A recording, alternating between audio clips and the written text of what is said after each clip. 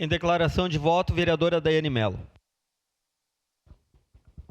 Senhor presidente, senhores vereadores, eu votarei favorável ao fundo por entender que a Secretaria de Gestão Urbana ela vem trabalhando incansavelmente desde a sua criação para atender as demandas que a gente passa, não só dos vereadores, né, mas também da comunidade no geral. A gente verifica que o atendimento de demandas é muito grande e só na preocupação de fazer a questão da legislação para os fios da RGE, para poder também responsabilizar a RGE, a gente vê um esforço do secretário Weber e do Ed Carlos e do pessoal da secretaria para que as coisas realmente aconteçam. Então, vou votar favorável à criação do fundo para que os recursos dessas situações, principalmente dessas multas e dessas coisas, vá direcionada para a gestão urbana, para que eles consigam equipar essa secretaria e para que ela consiga atender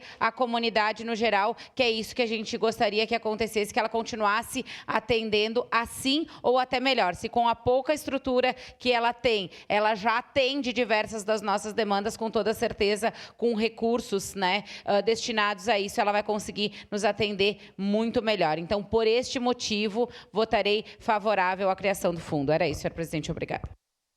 Em declaração de